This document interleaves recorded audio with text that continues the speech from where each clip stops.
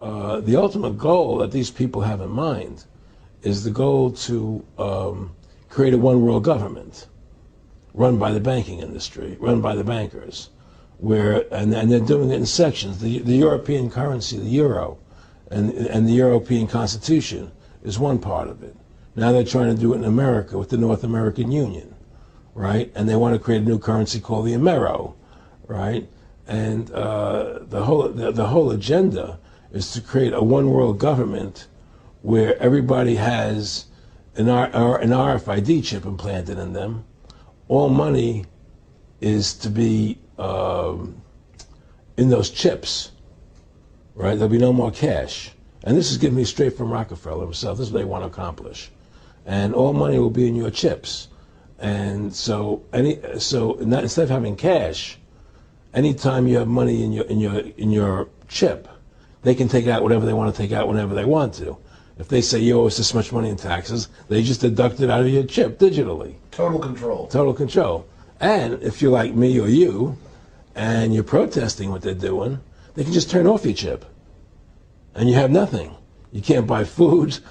You can't do anything. It's total control of the people. And that chip's connected to a database that has your purchasing records, what you do, what everything, you sell. Everything is in there, you know?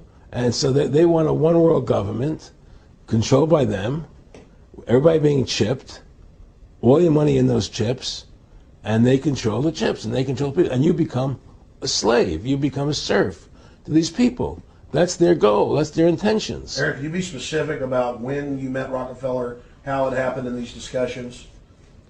I met Rockefeller through a female attorney I knew who called me up one day and said, one of the Rockefellers would like to meet you. I had made a video called Mad as Hell, and he'd seen the video and wanted to meet me and knew I was running for governor of Nevada. So sure, I'd love to meet him. And I met him and I liked him, and he was a very, very smart man. And we used to talk and share ideas and thoughts. And he's the one who told me 11 months before 9/11 ever happened that there was going to be an event. Never told me what the event was going to be, but there was going to be an event.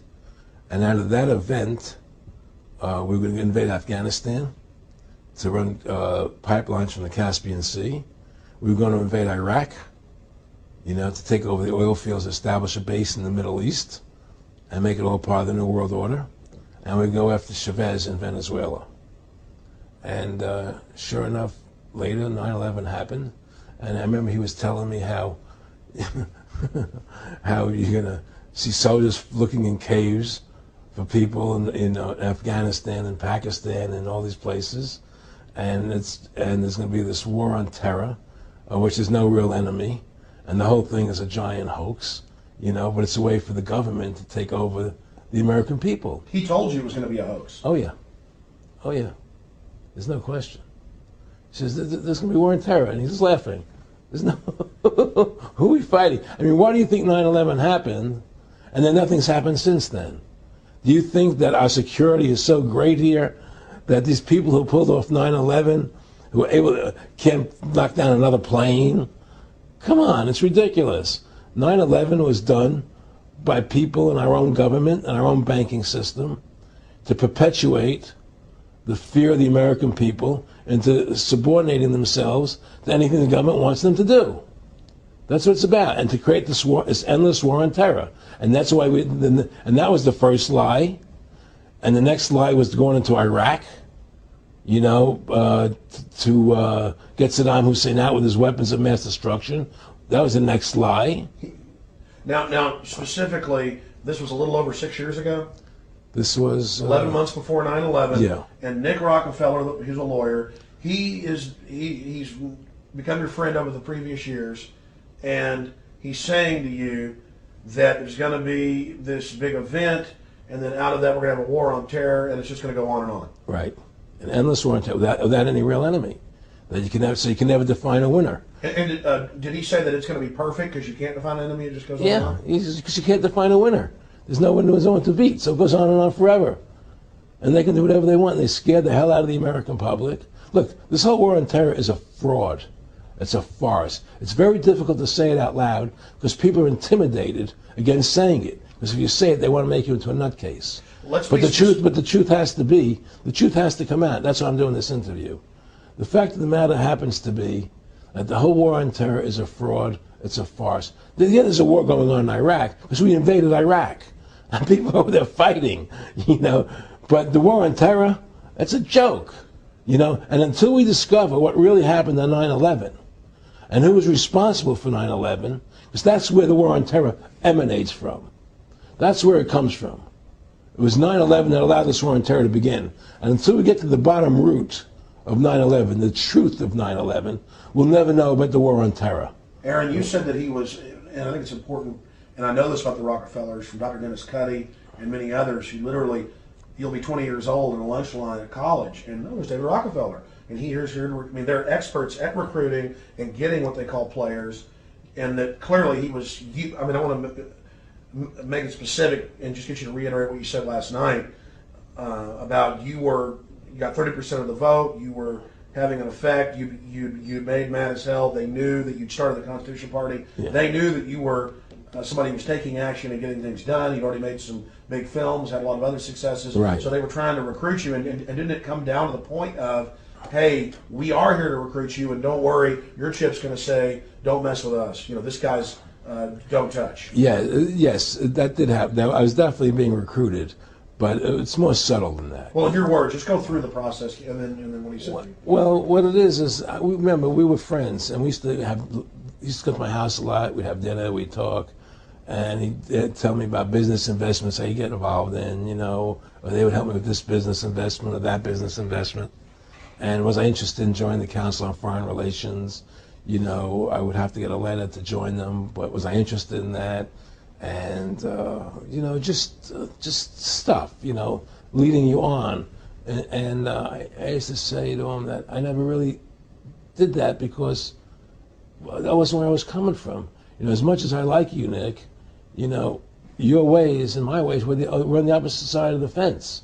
You know, I don't believe in enslaving people, you know, and he would come back with, oh, I do? Or? Well, it would be more like, you know. It's better for them. Well, it's more like, you know,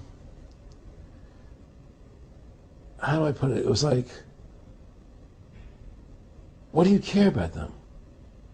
What do you care about those people? What difference does it make to you? Take care of your own life. Do the best you can for you and your family. What do the rest of the people mean to you? They don't mean anything to you. They're just serfs. They're just people. You know, it was just a lack of caring, you know, and that's just not who I was. It was just sort of like cold, you know. It was just like cold, you know. And I used to say to him, what's the point of all this?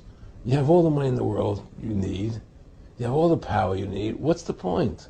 You know, what's the end goal? And he said the end goal is to get everybody chipped, to control the whole society. To have the bankers, the elite people, you know, the bankers and some governor controlling the world. And I said, do all the people in the Council on Foreign Relations believe this way you do? He said, no. You know, most of them believe they're doing the right thing.